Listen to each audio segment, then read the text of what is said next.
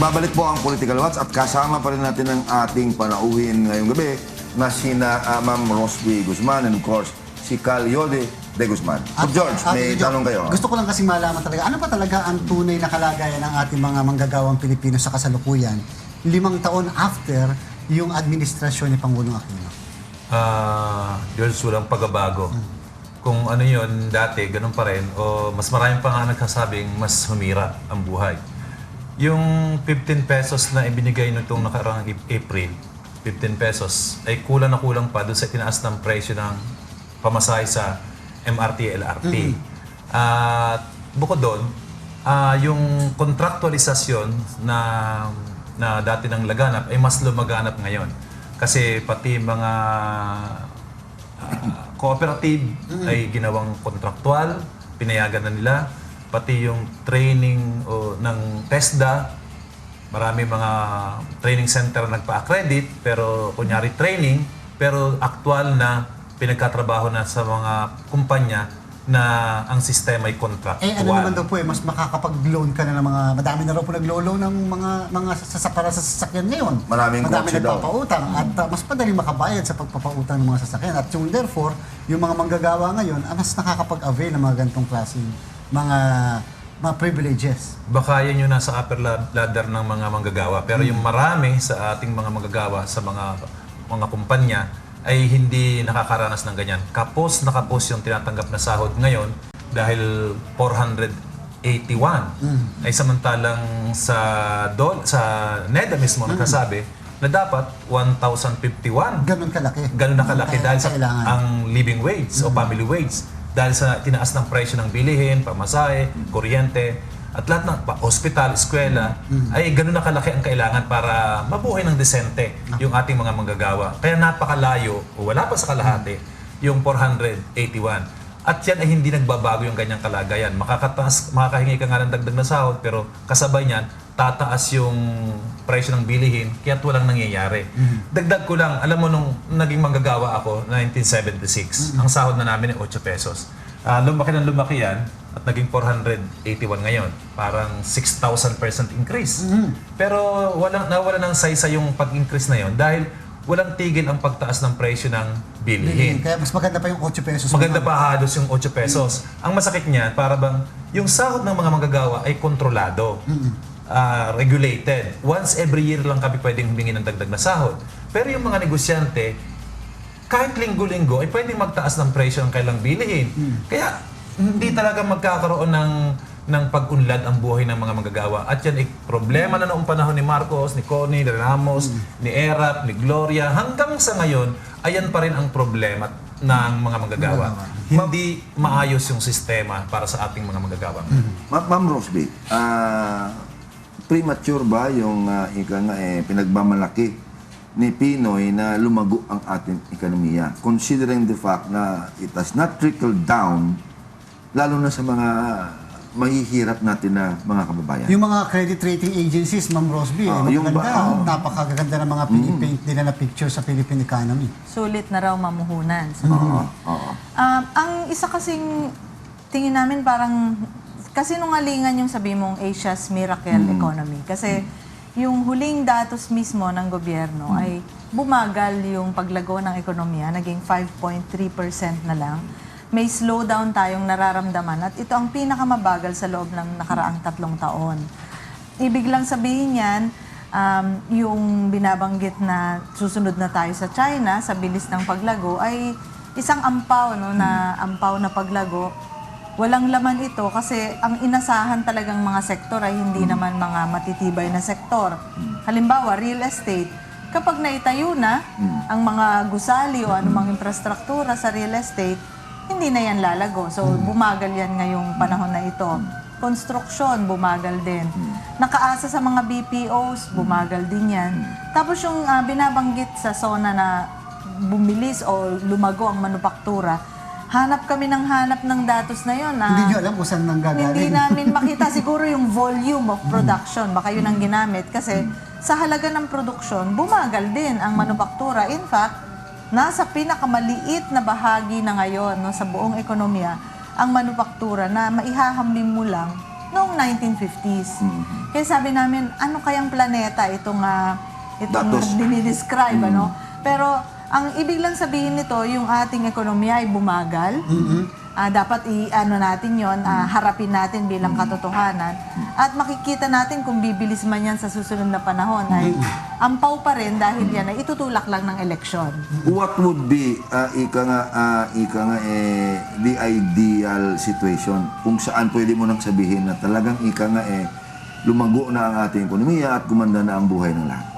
Para sa amin, no, sa mamamayan, sa paggawa, kung nakalikha siya ng trabaho. Kapag ang ekonomiya ay nakalikha ng trabaho, kahit sabihin mo pang 3% growth lang yan, basta lumikha yan ng trabaho ayon doon sa mga graduate at naghahanap ng trabaho. At sapat ang kanilang mga sahod. Sapat. O, di susunod na yun, syempre dapat sapat, dapat permanente, regular, hindi yung contractual. Kapag ganun ang ekonomiya, kahit dahan-dahan tayong lumalago, kahit hindi mirakulo pa ang hinahanap na growth rate, ay yun ang nakasasapat sa mamamayan. Pero Ibig sabihin, yun ang pwede mong ipagmamalaki Yun ang ipagmalaki. na naganap Yan sa ang- ilalim ng inyong administrasyon.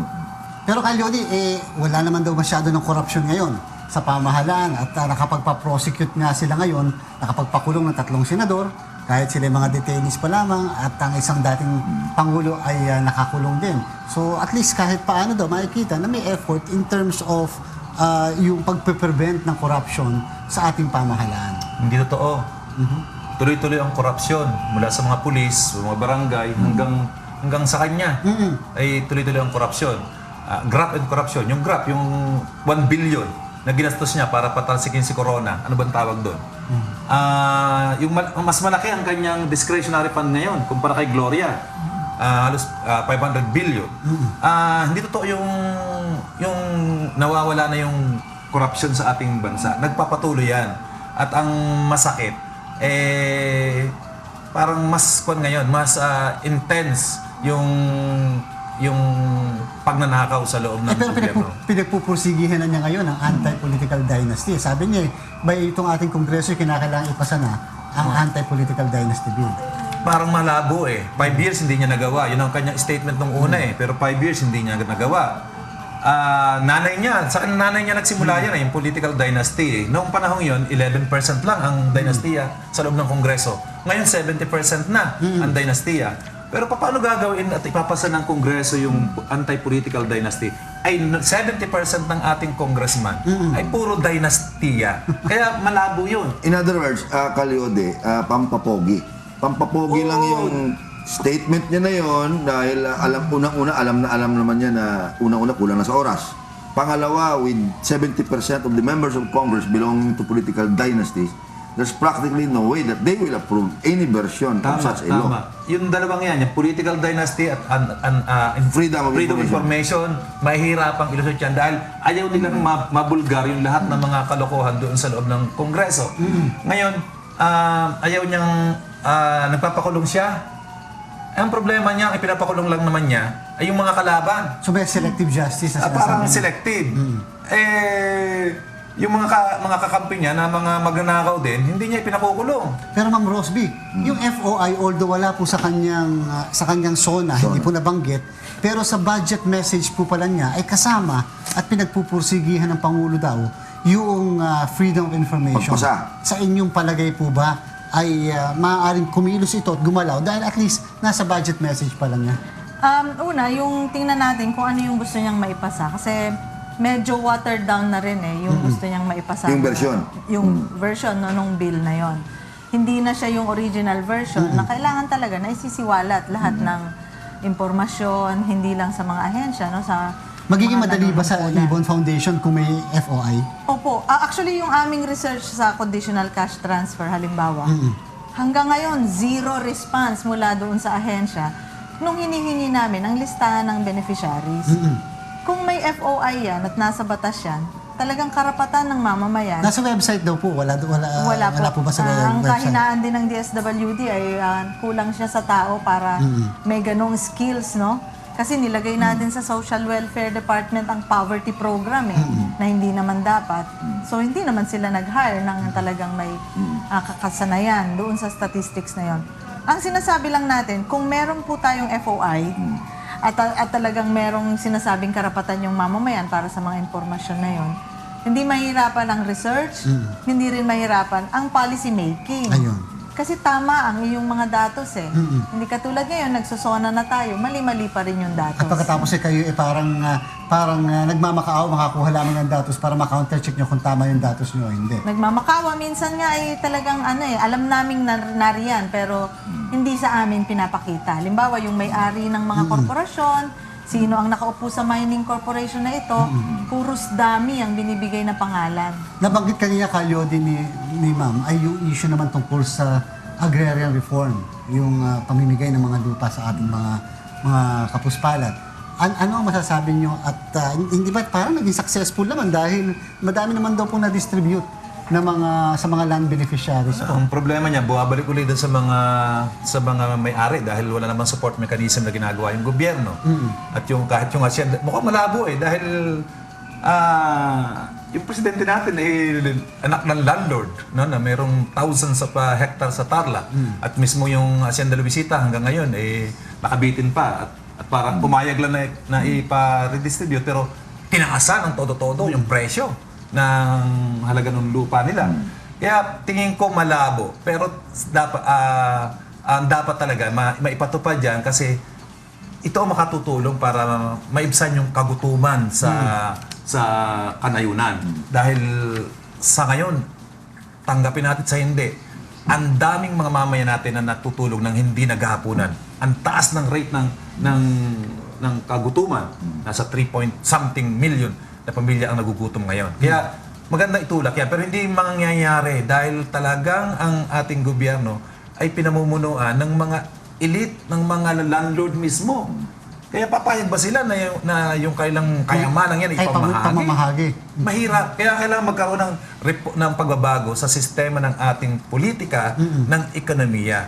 Kung magpapalit-palit lamang ng mukha ng presidente sa Malacanang, tingin ko hindi magkakaroon ng pagbabago kung yung economic paradigm, yung framework, yung release ng ating pang-ekonomiyang patakaran ay hindi magkakaroon ng pagbabago. Ma'am Rosby, ano pa yung mga dapat sana banggitin at pag-usapan ni Pinoy sa kanyang zona na hindi niya nabanggit at pinag-usapan?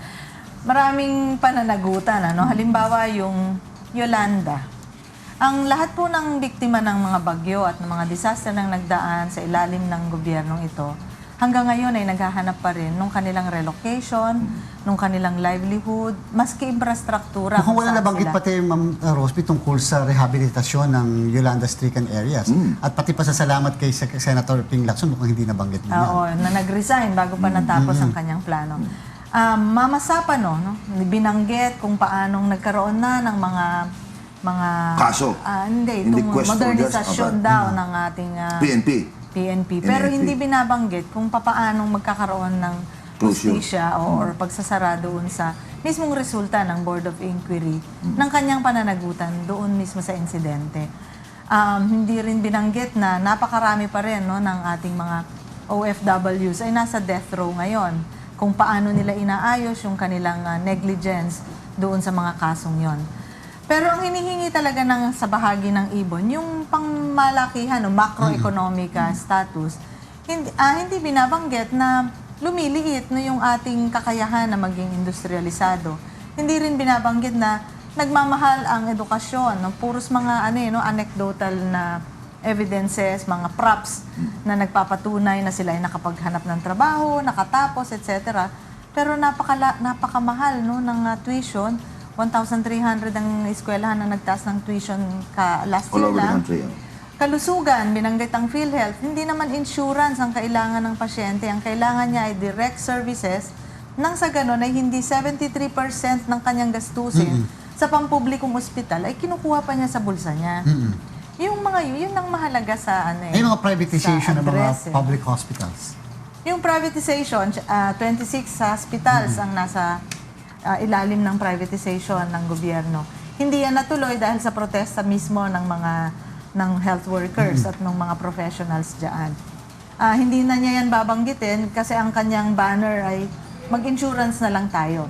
Pero mismong ang mga ospital ay nasa ilalim ng PPP So nandyan ang orthopedic, yung Fabella, at yung iba pang malalaking specialty hospitals. Kalyodi, Oo. yung tama ba na hanggang sa huling sona ni Pinoy, tinitira pa rin niya yung dating Pangulo? Para sa kanya, tama yun. Kasi yun ang pinakamagandang tuntungan para Para hindi malaman yung para kung comparison sa kanyang ginagawa. Mukhang yung kanyang scriptwriter ay talagang sa mula't simula, nung SONA 2010, hanggang sa ngayon, ay dapat huwag maalis. Ginagamit nila yung lalim ng sentimento ng masa kay Gloria para pumasok at tanggapin kung ano man ang sasabihin niya. Kaya tingin ko talagang hindi bibitawan eh. Ibig sabihin, para bumango siya. Ayun nga, dahil ang para reference sa gumanda. isang masamang presidente. Kaya hindi niya binibitawan yon. At yun ang kanilang platform. Every SONA hanggang dulo ay hindi niya bibitawan dahil alam niya na malalim ang sentimiento ng masang Pilipino sa pamumuno ni Gloria. Napansin namin, Kalyodi, na ang sinunog na effigy ng ating Pangulo ay isang, yung kanyang may mukha bagon. na pagkatapos ay nakasakay sa bagon ng MRT. Bakit gano'n ang kasi description? naman grabe yung kalokohan dyan sa MRT na yan. Pansinin niyo yung kanyang statement tong SONA ng 2010 at saka yung 2015, magkakontra na dapat daw hindi sa pribado, dapat ay gobyerno ang magpatakbo, pero ipinatuloy lang nila, in-extend nila yung sa Sumitomo, yung may nagkontrakt ng Maintenance provider. Noon. Tapos ay in-extend nila ng 2 years na mahigit. Tapos ipinasa sa isang PH trams na walang karanasan, 600,000 ang Kapital. ang kapital. Tapos ay kontrata ng billions na halaga ng kontrata na yung pala'y kamag-anak ni Bitangkol. Ay anong klase ito na sistema ng paggogobyerno ng good governance? In other words, ang pinagmamalaki ni Pinoy na daang matuwid na programa niya ay hindi pa rin kanais-nais. Alam nyo, George, si Noynoy ay tapat siya sa kanyang pinatutungkulan. Ang nagkakamali tayo yung mga Pilipino, mga manggagawa. Ang akala naming mga manggagawa, yung sinasabi ni Pinoy na kayo ang boss ko, akala namin kami. Yun. Akala ng mga sino pala masa yung boss na yun? ay sila. Ang totoong binabanggit niya, yung kaharap niya sa loob ng Kongreso. Ayun. Kaya pala mga nagtatawa. Yung mga nagpapalakpakan yun, yung magaganda ang suot na yun. 150 times na palakpak yun. Yun, yung mga natuwang-tuwang yun. Sila ang pinatutungkulan, kayo ang boss ko. Ayun. Hindi yung masang Pilipino. Kaya walang pagbabago sa buhay ng masa. Tuloy ang kontraktualisasyon, tuloy ang mataas na presyo ng bilihin, tuloy ang padlaking ng mga bahay ng mga manggagawa, tuloy ang mataas na presyo ng bilihin, tuloy ang korupsyon, tuloy ang public-private partnership na ang nakikinabang ay yung mga kapitalista, tuloy na ang focus ng gobyerno ay ang pagpapaunlad sa negosyo, hindi ang pagpapaunlad sa masang Pilipino. Sa natitirang 11 buwan ng ating administrasyon, ano pa ang pwedeng reforma? Kahit ito naman lang, kahit pasabihin nyo na medyo may kapalpakan dun sa 5 taon, pero may natitira pa, may kaya pa bang magawang administrasyon para lang kahit paano ma-correct niya yung mga pagkakamali nung 5 taon? Huli na ang lahat, no? Kasi yun nga yung binabanggit natin na kapareho rin siya nung kanyang ina, no? Taking over martial law years, buong 6 na taon ni Cory, sinisisi niya ang nakaraan. So ganito rin yung naging itsura ng Pangulong Aquino, ni Noynoy, no? Na yung kala natin hanggang midterm pwede na niyang mag-move on na at tigilan na ang paninisi sa nakaraan. Kaya kung 5 taon, ganun ang ginawa mo, kulang na ang 11 months o ang mga susunod pang panahon bago ka bumaba sa pwesto.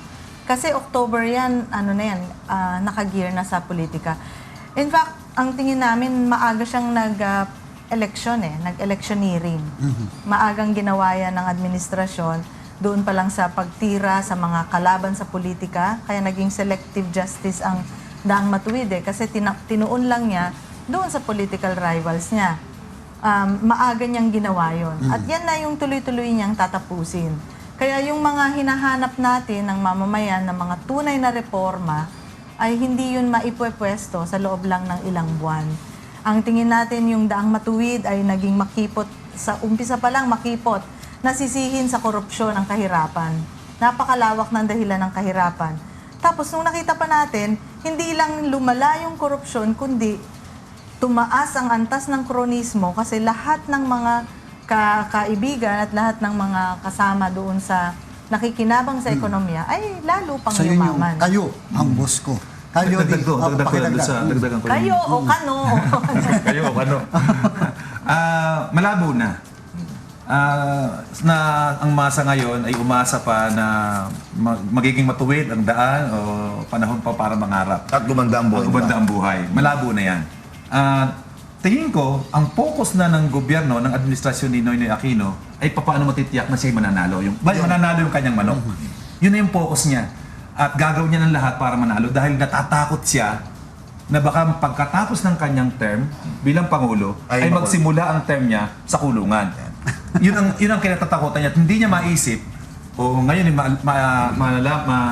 matanggap sa sarili kung anong itsura niya kapag siya'y nakulong. At yun ang kanyang kinatatakutan. Kaya election na to hanggang next year. At maging totoo, yung sinasabi ng iba na sa Pilipinas, magpresidente ka muna bago ka makulong. Ayun, kayo ang boss ko. Maraming pong salamat muli kay Ma'am Rosby de Guzman and of course kay Sir Lodi, kay Cal Lodi de Guzman. At sa mga poll watchers ng bayan, maraming salamat po sa inyong walang sawang pagtangkilik sa ating programa. Dito sa Political Watch, sagot namin ang mga impormasyon. Nasa inyo ang pagbuo ng opinyon. Hanggang sa susunod na Webes ay samahan niyo muli kami sa paglilinaw ng mga usaping may kinalaman sa ating pang-araw-araw na pamumuhay. Ating pong tatandaan na sa isang malusog na bayan. Sumusunod sa batas ang mamamayan. Salamat sa Diyos.